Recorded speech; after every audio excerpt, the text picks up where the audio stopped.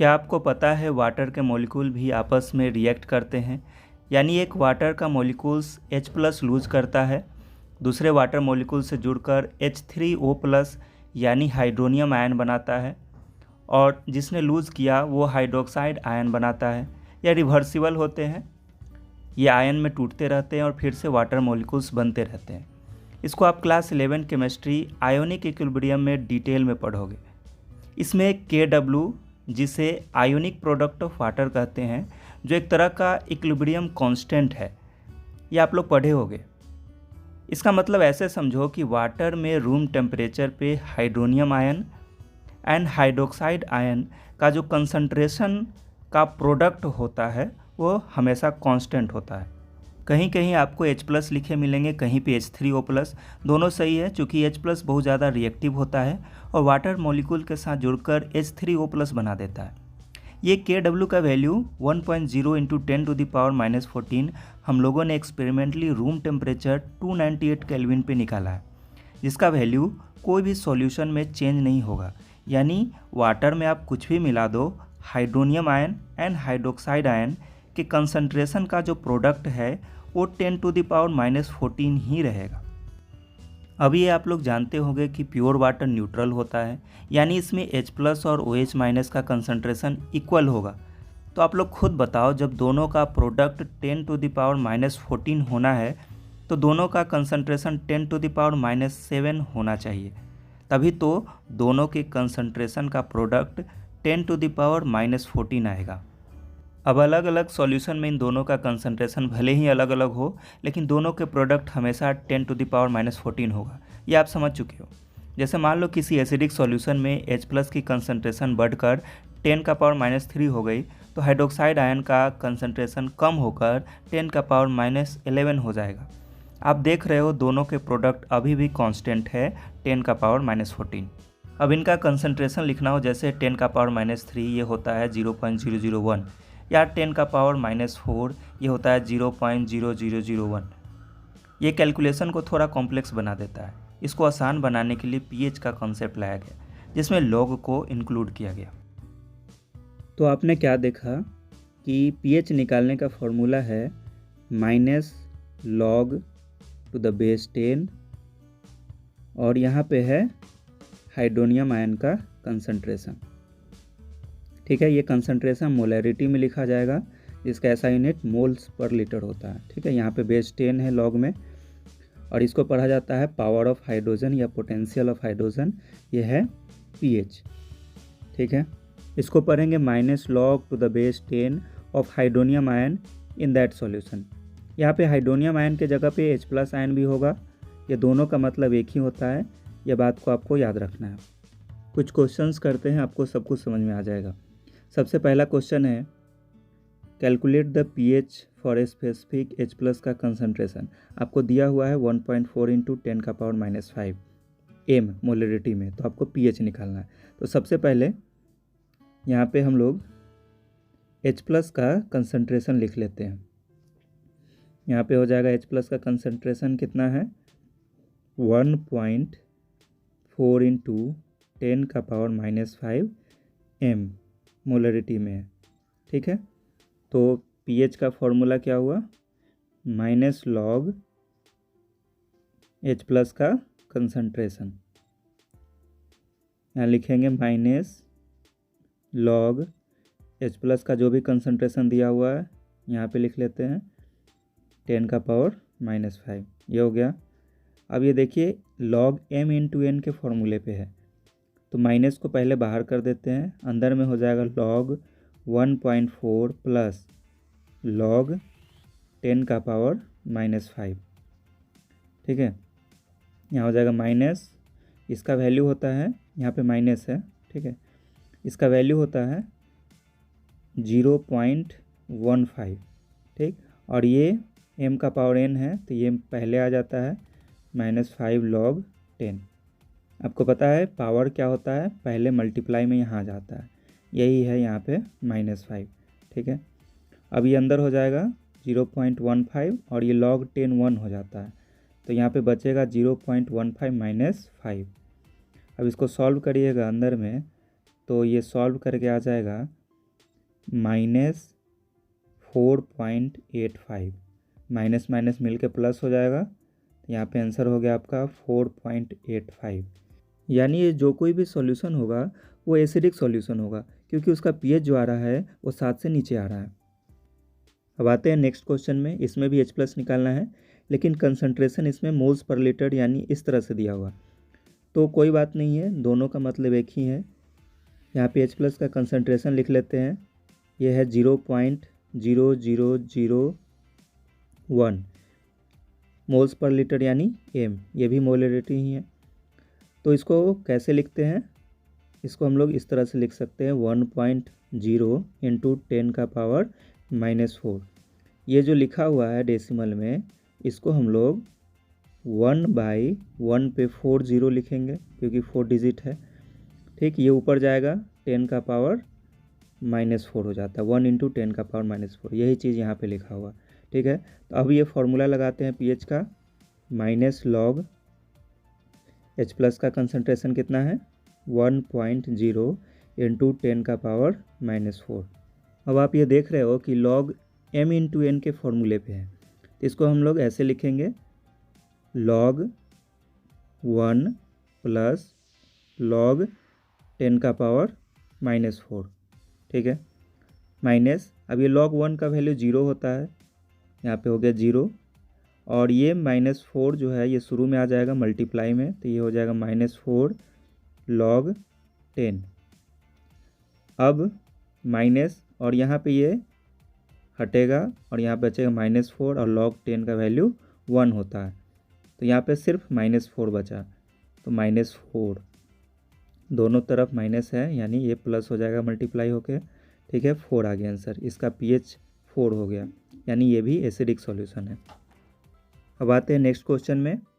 इसमें HBr का concentration आपको दिया हुआ है और आपको पीएच कैलकुलेट करना है। तो सबसे पहले HBr अगर वाटर के साथ मिक्स करता है तो कैसे टूटता है वो देख लीजिए। HBr है, वाटर के साथ मिलाया जाता है तो H3O+ बनाता है, हाइड्रोनियम आयन बनाता है, प्लस Br- बनता है। तो हमें पता करना है कि हाइड्रोनियम आयन का कंसंट्रेशन कितना होगा। तो यहाँ पे आपको HBr का कंसंट्रेशन दिया है 0.002, तो वही कंसंट्रेशन इन दोनों का भी होगा। ठीक है, ये भी हो जाएगा आपका 0.002 मोलरिटी में, और इसका भी कंसंट्रेशन वही होगा 0.002। तो हमें इससे मतलब है, सिर्फ हाइड्रोनियम आयन से, H+ आयन से हमें मतलब है, तो ये हो जाएगा 2 इंटू 10⁻⁻3। इसको लिख सकते हैं, H+ का कंसंट्रेशन ये हुआ। तो अब हम लोग इसका पीएच कैलकुलेट कर लेते हैं। पीएच का फॉर्मूला है -log H+ का कंसंट्रेशन यानी 2 इंटू 10⁻⁻3। यहाँ पे माइनस बाहर है, log m into n, log 2 plus log 10⁻⁻3 equal to minus बाहर है, log 2 का वैल्यू होता है 0.3, मैंने आपको बताया था 0.3, और ये हो जाएगा -3, यहाँ पे शुरू में आ जाएगा -3 log 10।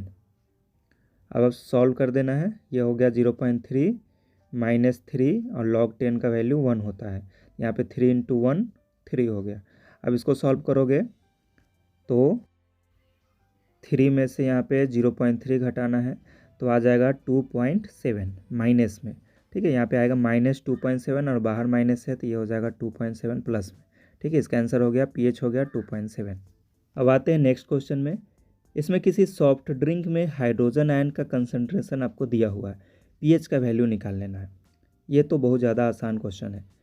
सबसे पहले H+ आयन का कंसंट्रेशन जो दिया है वो लिख लेते हैं। H+ का कंसंट्रेशन दिया है 3.8 इंटू 10⁻⁻3 m, ये कंसंट्रेशन दिया है।